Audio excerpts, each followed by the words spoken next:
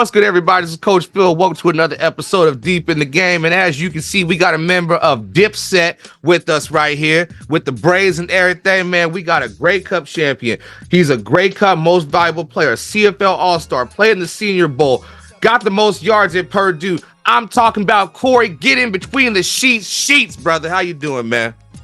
I'm all right. Yourself? What's going on? Another day, man. Just trying to get through the days, man. You know how it be. I feel that, man. So what have you? So tell me something, man. Tell me something. How you got started on this? How'd I get started on CFL and all that? Yeah, like talking and doing all the interview and stuff.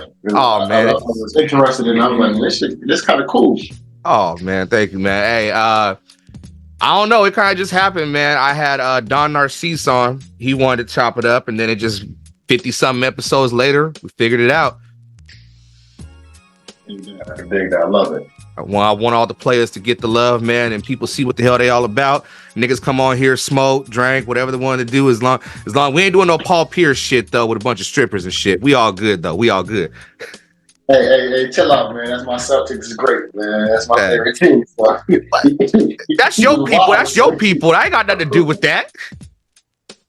He was wild. Hey, I was watching that show. I'm like, bro, can somebody like send this nigga a text message? Like, hey, we watching this too, bro. You saw the shit when he was sauced with KG, and KG was like, bro, chill, man. Like, you ain't gotta go like that. The 1-800 call a girlfriend for the day shit. Anyway, the devil is a lie. Kory.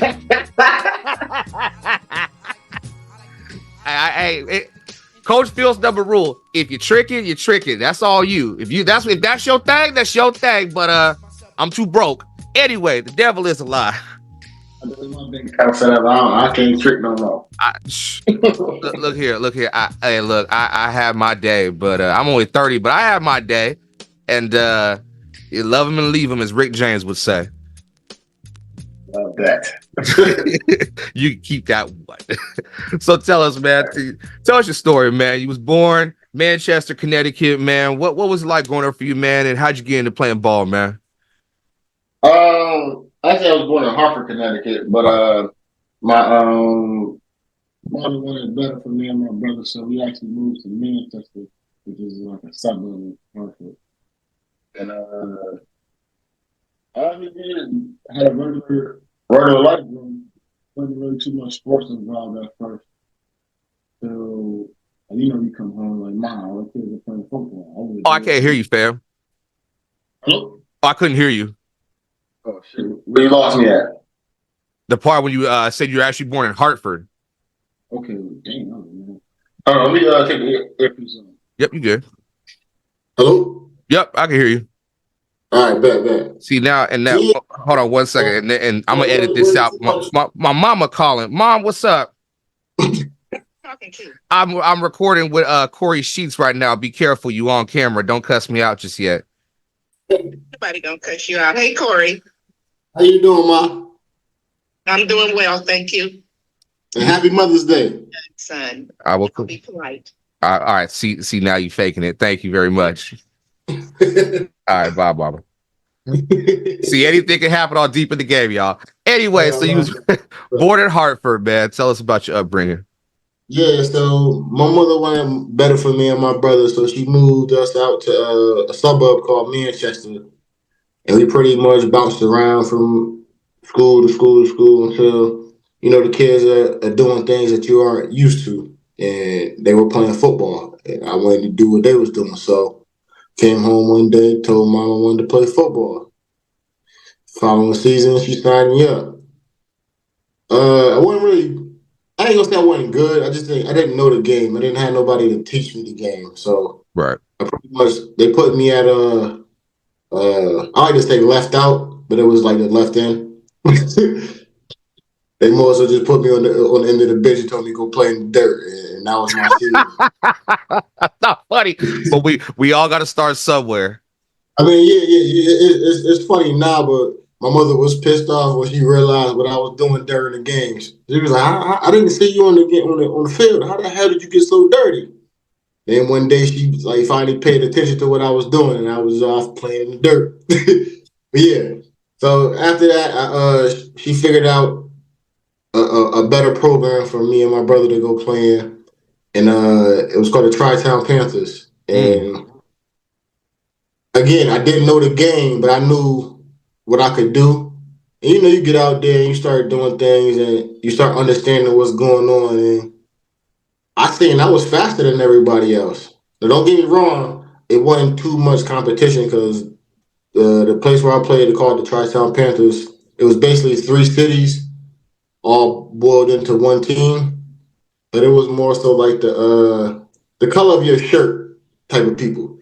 Oh, it was it was creamy. Okay, great. So yeah. My teammates kind of looked like your shirt. So it wasn't too much, and I was like, Ma, I'm faster than everybody. I think I could run the ball. Right. And she's a female, and she didn't know too much about the game as like far as position wise. Right. So she was like, well, shit, tell me what you can do and see what happens. So next practice, I went in there and was like, hey, can I run the ball? And the coach he was like kind of fed up because my team wasn't that good. The first game that we played, we got to ask who whipped. Like, I don't even remember the score, but we didn't score. Shit. So yeah, it was one of those type of nights. Yeah. So then they basically put me back there, and next thing you know, I'm the starting running back. So shit. And never look back. Never look back, man. The following game, I think I had like 4 touchdowns and we won, which was like, all right, this might work. I gotta ask, man. So you being from Connecticut and all that, did you play against old boy from New England? What you mean? Aaron Hernandez. No, I did not. I grew up with his brother. Oh, was he nice like that, or was it just all talk when they talk about it, like on the docu-series and all that? To be honest with you, my little brother grew up with Aaron. They were like real close friends. Mm-hmm. But to hear him tell it, like, and me and my brothers, like, we like type of top dogs in our area type of thing. So like, we don't really get too many people respect. Like, and he always is like, yeah, Aaron was nice. Like, I was away at school at Purdue by the time like Aaron was coming around. I played with DJ, his brother. Yeah. So it was always like, he's really like that. He's really like that on the field. So shit. He was like that on and off the field. Trust me. Nah, I ain't gonna get into all of that. We ain't gonna do all that. I'm bullshit. I'm just saying. But you know what's crazy though? Yeah. Growing up, like he used to be the littlest thing. Really? And then literally one summer he came to the AAU practice, and I'm older than him. Me and him and his brother playing. He was the biggest person in the gym, and he was one of the younger people. Like he was the biggest guy on my team. He wasn't even on my team. And you a big motherfucker though. I ain't gonna lie. 5'11", 203. You pretty stout. I'm 6 feet, boss. They tell me I'm 6 feet, boss. I'm 6 feet. I say the same thing too, and I'll be like, hey, look. Yeah, but yeah, he was. When I tell you he was a monster, and it was like, yo, what the fuck are y'all feeding him? A whole lot of something. But for you though, you went to Bloomfield High School, leading them to a Connecticut State Championship. So you was like that though. 2,588 rush yards, 41 touchdowns, player of the year. Yeah. It was crazy. A lot of them games, I ain't playing the fourth quarter. Oh, so they gave you the Terrell Davis treatment, that 2,000 yards. He's like, hey, sit down, shut up, relax, ice up. Yeah, I used to hate that shit because it was crazy. A playoff game, this stat is gonna sound crazy. You look this shit up. I had 17 carries for 400 yards, right? Before the end of the third quarter. What was they running you on? Just a bunch of tosses and sweeps? What the fuck were they running you? It was everything. Everything was just eating. Like I had a sweep foot that went for 90, 95 or 96 yards. I had another play up the middle that I killed them niggas for 75. I had another swing that was for another 70. Like there was just nothing they could do with me. Shit. Yeah. My fucking coach pulled me out into the third quarter. Everybody talking about some, let them break the record, let them break the record. Like, we got a whole quarter and some change to go. He's talking about some, no, I'll do it next week in the championship game. I'm like, you motherfucker. You know they gonna blitz you. They gonna put their best run defense out there. I ain't gonna get shit. Like, come on, why you trying to stifle me?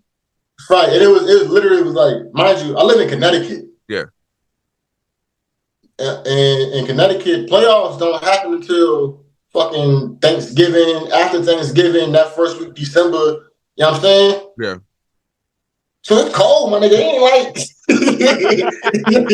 it ain't like it's a cool, crisp autumn evening. Feel me? No. So yeah. And then this happened to be one of them nights in December where it was shit. It was perfect. It was warm at night. It don't never happen. But this warm at night for a football game.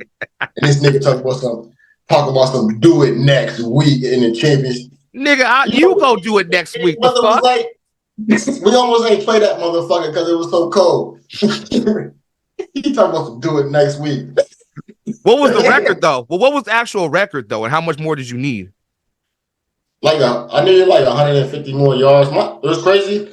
My running back coach held the record until somebody broke it like shortly after I graduated. But my running back coach held the Connecticut rushing record for a game or some shit like that. That nigga ain't want to see you shine. No, it wasn't even his call. It was the head coach call. Oh, we would have to fight we have to talk in the locker room, dog. I played for a black coach. Nah, I'm good. Hey, if it was a white dude, no offense to y'all, but there's just some black coach. If you got a black head coach, shut up. We're not talking. You don't talk to your head coach. You just fucking listen. And if you got the balls. Facts. And in that locker room, like, we used to have this thing, like, you could square off against our coach. Like, it wasn't no fighting shit, but you could wrestle him. Yeah. Man, I only know one person that got close to beating the head coach. I ain't have to sit there and fight none of my coach. Well, it was a white boy. One of them, I was in my senior year. I tried to square up on him. That shit didn't go good. I almost lost my spot. But, because I didn't grow up with my daddy. I had my stepdad, and he country strong. He from West Memphis. Shout out to Ike. Okay. And I learned the hard way. Like, you know, when you young, you think, you feel yourself like 14, 15, like, yeah, nigga, what's good? What's good? Kory, look me in my face, my eyes when I tell you this. I did not know what country strong was. I feel you. I was bigger than the man in my house, so this I was looking down at that nigga. So me and you the same height, and I'm like 14, 15. I'm like, man, I can square up with this. I don't remember what happened. I just remember the nigga ran up from behind me on some Melvin shit from Baby Boy and yoked me up. He said, coffee your mama, yeah. Coffee your mama, little chocolate buddy. But he didn't say all that. He was like, yeah, what the fuck you go see? Now you got more stories and shit. But anyway, so you were all I balled out Connecticut, and I learned I'm like pretty good at this thing. Right. It was crazy. Like, I used to play baseball too, so like my mother used to keep us busy. So it went from basketball to football to baseball to back again. And I was actually better. No, not at first. I didn't do track until I got to high school. I started understanding around track, then it'll make me better at football. See, I was better at baseball. Like, I'm left-handed, and I played first base, and I'm a pitcher. You tell somebody that shit now, you like, shit, you a millionaire, my nigga. Like, yeah, like fuck, nigga. You what was your ERA? That's my question. Obviously, now I'm a baseball guy. I don't remember all that. I just knew on a regular, I was able to throw a 96-mile-an-hour fastball. It wasn't accurate, so I'm not gonna be like, oh, I was striking out. I could throw that motherfucker hard because I was strong, but it wasn't accurate. I just know I clocked a 96 on a regular occasion. So you watched Hardball one time and nigga went out there and just started throwing the ball. No, it was a crazy shit. Hey, my pops got into it with this coach during the season, right? Yeah. We was beating his team ass. Why I show up to the first All-Star team I finally made after being shafted for 3 years. Finally made the All-Star team. Guess who the coach? The nigga my pops was about to beat his ass during the fucking season. Did he say anything to you? No, but you know, you look even like, oh shit. But hey, you hear shit. At least you hear. Pops would have put the paws on you. He had no control over that, but he had control of how much I got off that goddamn bench. It wasn't much. And I would have ran up if it was my son. I would have been ran up on him in the park like, nigga, it's on. You had one chance. You had one job. Play my son. I mean, then at that point, it was like, man, we see what's going on. It ain't, you know what I'm saying? We beat his ass. I'm really not gonna get off this motherfucker.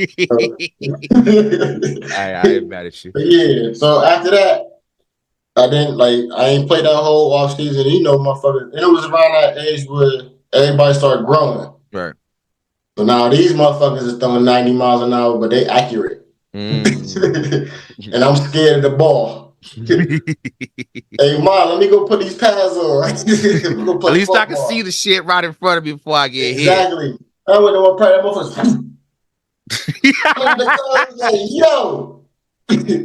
I can see Can't that. hold up. That's the month. Do I got to play baseball anymore? She said, not if you don't want to. Said, cool. I'm a strictly football player now. So how did you end up getting recruited to Purdue out of all the schools? Was that your only school, or did you have any other options? No, I got offered by Iowa, UConn, Nebraska. I was gonna get offered by Penn State, and if I understood the game, I probably would have went to Penn State. But that's hindsight here and there. But yeah, those are the 4 or 5 schools I got offered by. It was crazy. I was walking around with my official offer letter from Purdue the whole damn day. Didn't know it, like, because I came into school and one of my security guards was one of my coaches. Right. So I got to school. He was like, "Hey, hush, here go your mail." It was a bunch of college things. Like, hey, I'm looking at this shit. Like, I've been getting these like a lot now. So now it's redundant. It's like, all right, just something talking about how good their school is or whatever. So I threw that shit in my back pocket. Went to class, walking around all damn day, never opened the mail. I go to track practice, boom. And track practice, gonna come home. My mother called me. She's like, yeah, Purdue just called me. I'm like, for what? She's like, they said they sent you an offer letter and you should have got it by now. I'm like, nah, they ain't sent me no offer letter. I'm like, but I got some mail in my pocket. Let me look at it. That's the most blackish shit. I don't know, but I got this letter right here. So I open up, I look for the Purdue letter. Boom, I read it. She on the phone with me. I'm like, oh shit, Mom. You gonna be the fourth guy. You know what I'm saying? The whole nine. Like, I'm at my uncle's house, like in the basement chilling. I ain't even thought about goddamn football in school. Like, I'm looking for dinner. Man, hey, that's the stories I like to hear, man. Where it's unexpected. You ain't just some prodigy, some shit. Just, hey. I mean, I have been waiting and stuff for office. I mean, because UConn offered me, Iowa offered me, and I had told Penn State to keep their scholarship because I didn't want to play defense. Oh, but I ain't know how college work. I ain't know you can go to the school and switch positions. Damn. So then I would have went to fucking Penn State where they asked you to run the ball, switch positions. Like, coach, I don't want to backpedal. I promise you, I carry that ball better than the dude that's in the backfield now. Hands down, I did because I was at Purdue doing way better than he was. Exactly. You know what I'm saying? So shit like that. It's like you don't understand. Part of that is like not having a pops in your corner that plays sports. Like my pops is a computer whiz. Like shit, that's good too, nigga. I mean, if he don't teach you shit, then the fuck. Yeah, we ain't worried about down the road. We try to get right now. Yeah. So if I don't know how to do it, the fuck doesn't matter. Funny thing is, you had a stellar career at Purdue, man. And with some big name. Now, the biggest name that everybody knows that came out of Purdue is Drew Brees, obviously. But Mike Allstott, a great room of running backs, man, and fullbacks mainly with Mike Allstott, Mike Pruitt, Otis Armstrong, them niggas. But you have the distinction of being ranked first in touchdowns, first in rushing touchdowns as well, second in scoring, How does that feel to have all those records, man, for somebody that, hey, I'm not really supposed to be here, but I'm going to outwork these niggas? I don't know about that. I ain't supposed to be here. Shit, a few of them now. I should be above all of them in every category. If I had to play one more game, Coach sat me. But anyway, that's another story. But honestly, it feels good. You know what I'm saying, when you go into an organization, mind you, like playing football, and Mike Allstar was at the Bucks when I was still coming up. So watching this man do what the hell he wanted to in the NFL, winning the Super Bowl, and then like going to the school, and it was crazy. I had to wear fucking 40. Like my first 2 years playing at Purdue, I wore number 40. When I finally got on the field, my first start, if you look at, I was playing against IU. I'm starting wearing number 40. Gave him up for, I think, 3 touchdowns, something like that, something crazy. Shit, that's pressure, right? Not really pressure, but it wasn't pressure just because I knew what I can do. Like, give me the ball, get out my way, type of thing. Right. It's like you come into the school and you get number 40. It's like, first of all, it's like you're a running back, you're a speed guy, and then you see this big ass 40 on your chest.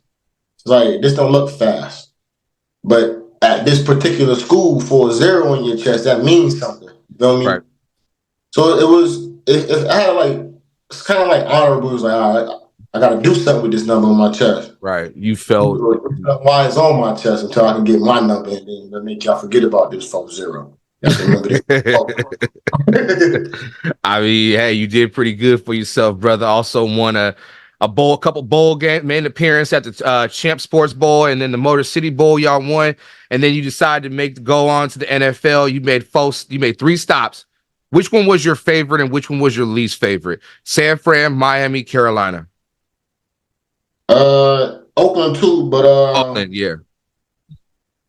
Honestly, my favorite was the Panthers. My least favorite, which sucks to say this because it's my favorite fucking team. Like growing up, this is literally why I started playing football, why I started paying attention, was the 49ers. Wow. Crazy. And it's about to get even worse. Hall of Fame fullback made my life hell. If you know anything about the 49ers, there's only one Hall of Fame fullback that come to mind. Tom Rathman. Oh, well, wait, hold on. He's all right, explain why. He literally made my life hell. He picked during my draft, it was up to him to decide who he wanted to draft. He chose Glenn Coffey. You know anything about Glenn Coffey? Glenn Coffey didn't last too much out of the damn first year of his contract. Yeah, he was a cup of coffee, trust me. Yeah, right. So, shout out to Glenn. What's up, my nigga? I hate you. Did you ask him why? Like, what was the issue at all, or? No, you talk to your agent and they give you what's the scoop on what's going on, why are you not doing this, why, you know what I'm saying? Right. And so during the preseason, if you look it up, I did way better than Glenn as far as rushing yards and I'm saying all of that stuff. For the amount of time that he was getting on the field to what he was producing, to the amount of time that I was on the field to what I was producing, it was like, this need to be flipped. This is the person we needed to draft, not this other dude. So he was getting flack from the higher ups. So he was doing whatever he could to make it so that I didn't excel on the field. Like, I would ask the man to give me help with the playbook. Like, you're the coach, you're my running back coach, so you're supposed to teach me this fucking playbook. The motherfucker would tell me, no, I ain't got time for that right now. I gotta go in a meeting. Guess what the meeting was? I don't know. Tell me. Him and Glenn Coffey going over the running back books.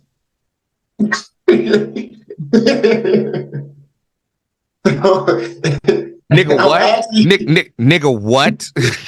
Yeah, like, so shit like that. Like, he would, like, sitting in meetings, he would throw shit at me and be like, yo, you sleeping? Like, my nigga, if that hadn't hit me, Hey, my Fuck all this. Fuck all this football. I'm on the team shit, my nigga. Now you gotta see me as a man. Like, I'm sorry. That's why I can see that happening. Hey, my no, that ass. And it's crazy. Like I had some goats, like some Hall of Fame type. My fucking Frank Gore. Frank Gore in the room with me. Right. My fucking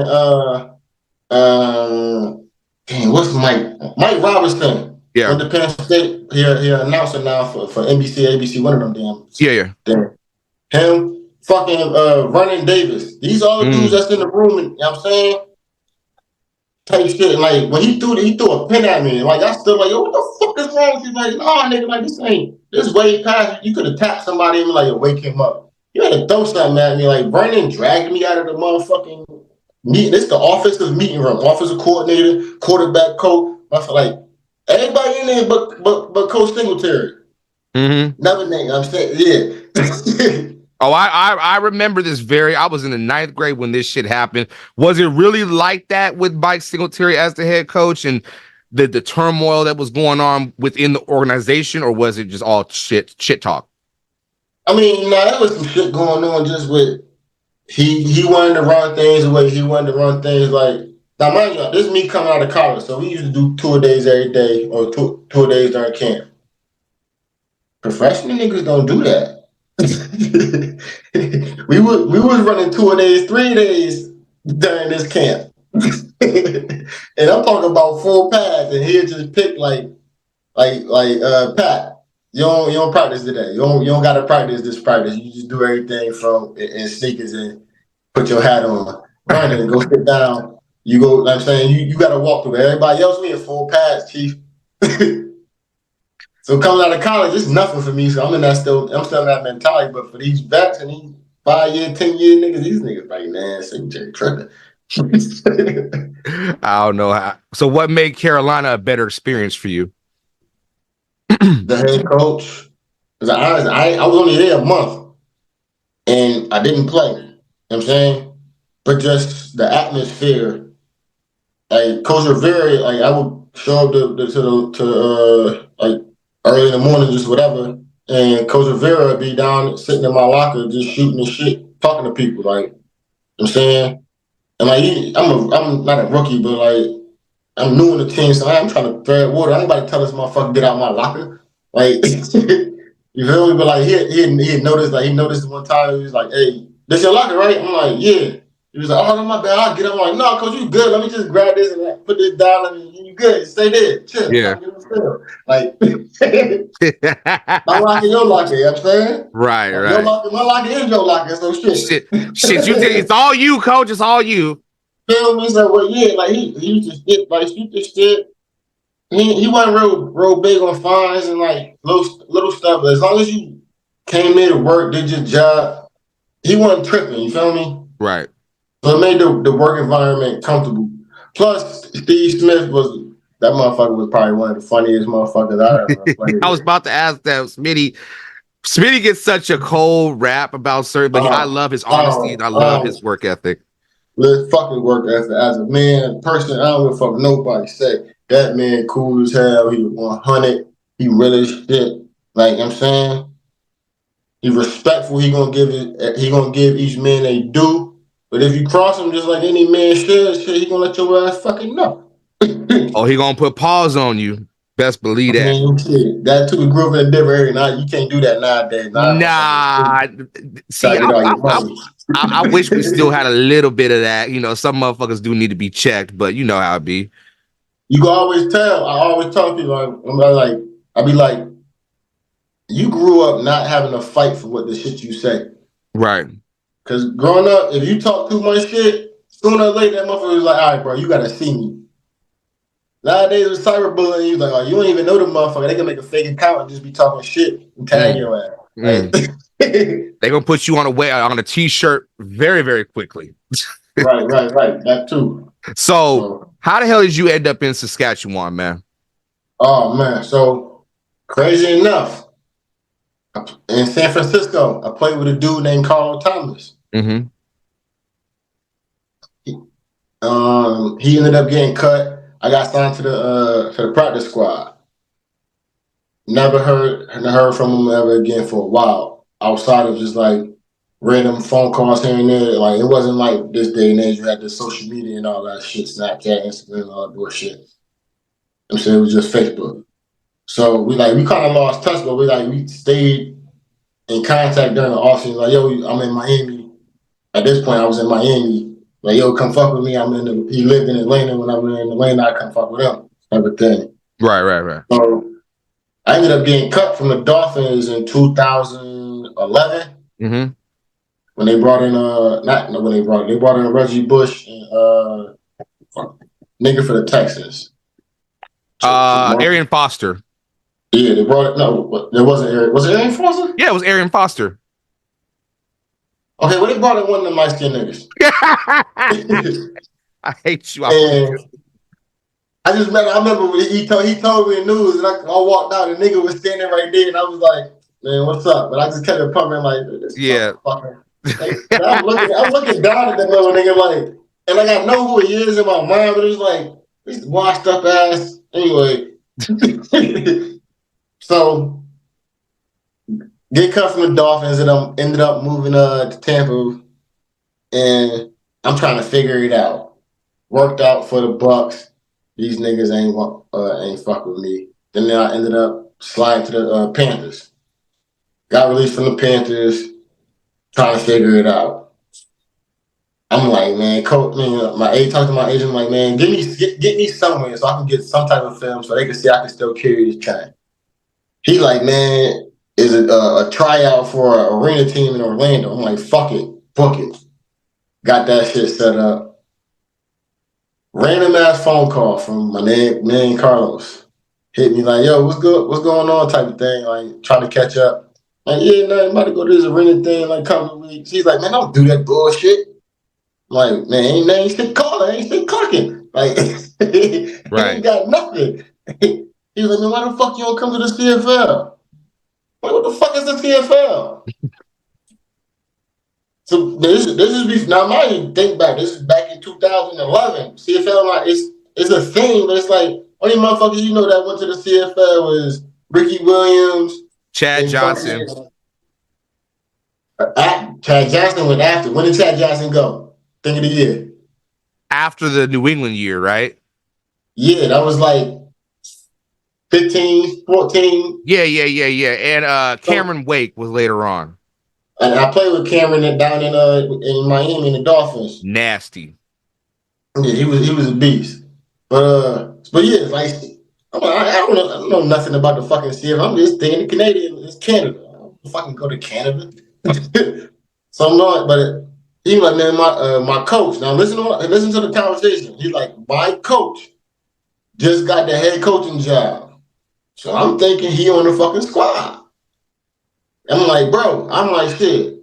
Is he gonna let me play? Or is he gonna have me up there and like, you know what I'm saying, on some bullshit? He's like, nah, bro, like just do your thing and everything gonna take care of itself. Like, all right, fuck it. Had that nigga call me and shit, if he talking, I'm coming. So literally the next day, motherfucker hit me like, yo, what's up? You ready to sign? I'm like, look, I'm not coming up there to be on no bullshit. Like, you gonna give me a legitimate chance to play ball? He's like, if you come up here to do what you do, you'll play. I'm like, all right, man, send the contract. Next day, motherfucker sent the contract, signed it. Boom, I go up there. Now, mind you, my man, I'm thinking I'm going there with my man. And he was like, my coach, my ex-coach. Yeah. He in another part of the country on another team. So his coach, it used to be his DD coach. Mm-hmm. His DD coach got the head coaching job, so now he's not his coach no more. So I'm in another part of the country. I show up, boom. I'm like, yo, where Carlos at? He was like, that nigga's in Hamilton. I'm in Saskatchewan. That's like saying you in Denver to New York. Show enough. I'm like, this nigga got me in another country. I don't know where the fuck I am. I don't know nobody. Not a fucking soul. I'm up there. And it's crazy because like now the times is hard. I done been out of fucking the NFL like and I wasn't making bread like that. I ain't getting no big signing bonus, nothing like. So I'm down to pennies. I go up to Canada with fucking I'm gonna just say there's less than $30 in my pocket to my name. So I'm in another country. I don't know nobody with maybe $30 in my pocket. And I'm up there, I'm like, shit, this gotta last me 2 weeks. Because we in camp. I can't like I go camp. I know I'm not getting paid in camp. Right. Feel me? So I'm like, shit. And that's low key how I got cool with the people that I got cool with. Like, they was like, hey, let's all go to eat. I'm like, nah, I just come. All them niggas went up to the thing, went order food, and I sat down. They got their food. They was like, nigga, you ain't eating? I was like, nah, I ain't got no bread. They said, man, if you don't go order no motherfucking food, nigga. Like, Nigga said, "Nigga, if you shut the fuck up, nigga, you good, you valid, nigga, you valid." It literally was like one of those type of things. And after that shit, we became brothers. That little four little group. But yeah, ended up in Saskatchewan. I ain't no fucking person or soul. And I'm up there. This is the crazy part about the shit, though, man. You was only up there 2 years, man, and you left the impact. And when I first heard about you, I was like, who the fuck is this nigga they talk about? They talk about you like in reverence, like you. And I didn't understand it. I didn't understand like the impact you had made. And I did my research, like, damn, this nigga was cold. Yeah, like it was crazy. It used to be. That's why reason why I left. It was because it was too easy for me. And I'm not no disrespect to nobody that played and motherfuckers that play with me. But they say the same. They would say the same thing. Like if you knew my workout regimen, so like to a certain extent, it was bad at that point. Because mind you, I'm up in the place where I don't want to be, and I don't know if where you from. Seattle. Okay, you been to Regina? Several times over. And you can probably see Seattle from Regina, right? Like it's nothing. No, let me tell you. Let me. You know Regina, so you already know. You get out that motherfucker and you leave that airport, nigga. I swear to God, you will literally be on. You pass Mosaic, ain't shit to do. Yeah, a fucking thing. So yeah, you see the whole town from the goddamn sky, like. And you fly in that motherfucker, you like, that's it? Like, that's it. I didn't know there was other shit around it. It was like, oh, there's Moose Jaw, there's Saskatoon. I'm like, nah, the nigga. next closest thing might be 2 hours. I ain't doing all that. And I gotta rent a car? Nah. Yes. Yeah, like, so yeah, like, I'm up there, pissed off, upset. So I'm in that mode to where I don't really want to motherfucker. This is my first year. I don't really want to be up here, so I'm drinking every goddamn day. But I'm also the star tailback. So I'm coming, and the way shit worked up there is like they practice on throwing the ball. So I'm not really practicing. So I'm sitting there chilling, watching. You feel me? You do your little inside run. Then after practice, like, I ain't really doing nothing. Right. Like legitimate. I'm sitting next to the coach and let's play 4. Got a little script in my hand. Wait, let me know when you need me to go in, and I'll run this little bullshit swing. You feel what I'm saying? So swings and arrows and small little daggers. That's about it. Yeah, and mind you, they're not even throwing me the ball, so I'm just running the swing. Like, this nigga, oh my god, he out here working on this shit.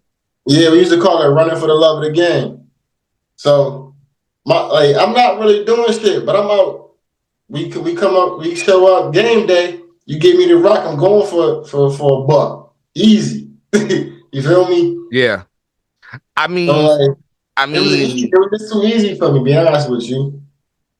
Do you regret not after everything when you left? Do you kind of regret not staying? Because that next season, y'all were favorites, and I think that when Darian got hurt, that was it.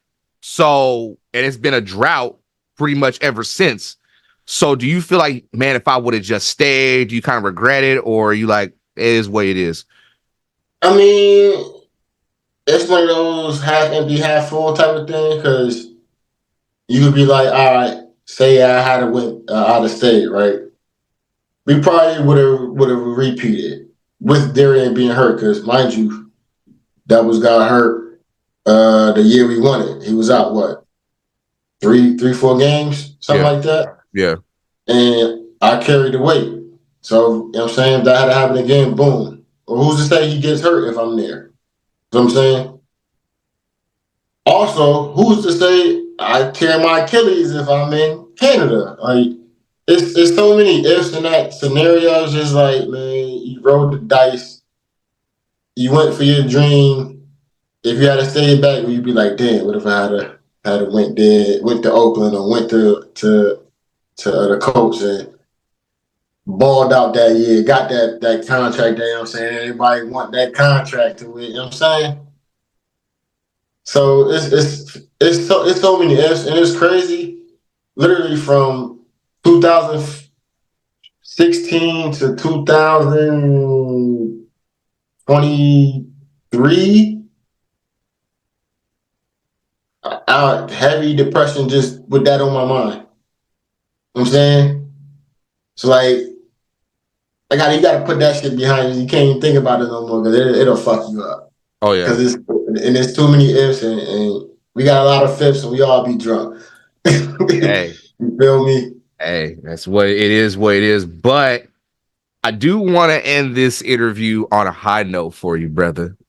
Mm-hmm. When's the last time you watched your highlights? College or professional? Professional. It's actually been a minute. I lost my iPad that had it on there. But well, I used to watch that shit at least every 3-4 weeks. Well, would you be down to watch 4 minutes of your highlights, man? Hell yeah! I want to hear you. I want to hear your perspective of this. This some nigga shit, right? I'm gonna look right at the camera. Kory Sheets running like a nigga, so I'm just letting y'all know.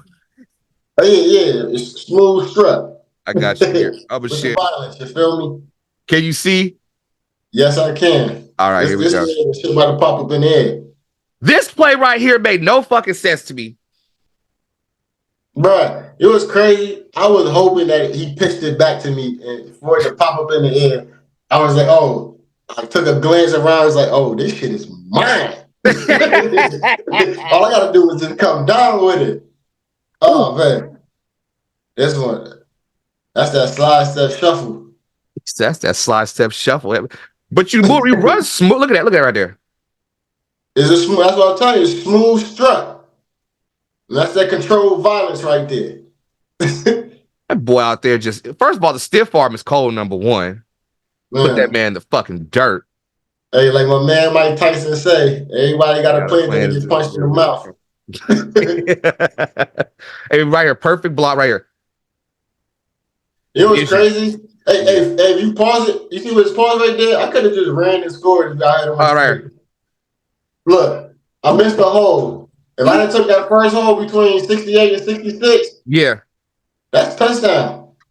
But your head was already this way, so I mean, I could have made that cut. That should have been going there. I'm saying having faith, but I just went that way. you just wanted to drag it out. And yeah, I seen a tunnel. Like, oh, I see ties, I see gets. This is a nice little tunnel right here. Like, you know, when you start trusting your wide receivers, you always want to follow behind them. Oh yeah, this man out here on some energy shit right here. Man, what? Little easy touchdown. Holy sheets. That's like saying they used to be like, holy shit. Yeah, I like that. Boom, man, holy shit. Jeez. Look at that. Were they talking a lot of shit out there, man? Because, you know, Scamilton like to think they got the best defense in the world all the time. Oh, my. I mean, yeah, hey, old boy had the safety. He had a long night. I mean, they was at first. But like after a while, you punch a motherfucker in their mouth long enough, they're going to shut the fuck up. Oh, yeah. So, you know what I'm saying? At this point, they weren't doing too much talking. During the second half, they started doing a little bit of yapping because they started scoring and shit. But after this, no, that's not the play. After the 2nd and 19, all of that talking stops. I like how patient you are, but you're still quick. if that makes sense. Yep. Like you can read you see the blocks happening. You're like, fuck it, I already know what I'm gonna do. Ricky Williams and Ronnie Brown taught me that shit.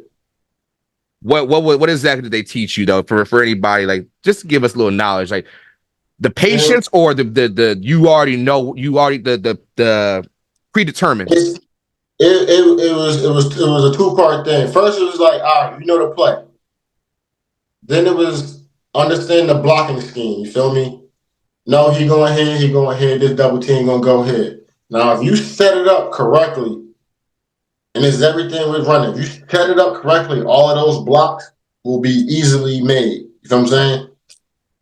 So then Ricky used to be like, yo, you fast as hell. You faster than me. You faster than Ronnie, all of that nonsense.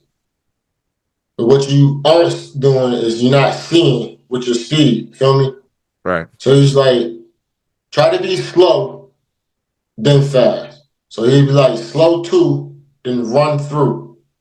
Ooh. You know what I'm saying? So you get the ball, see what's in front of you. You already know what's happening, what's supposed to happen.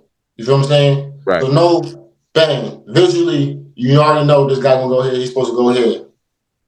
Don't just rush up in that motherfucker because they telling you in the coach's office they want you to explode out the fucking back. Fuck all that. Get that goddamn ball, see what the fuck is happening, let it develop, then hit that motherfucker. Because you fast enough to hit it once it develops. Most of us ain't. You know what I'm saying? But you fast enough, be slow, then run through it. See it, then hit it. The way you ran through 27 right here. He ain't want it. Hey,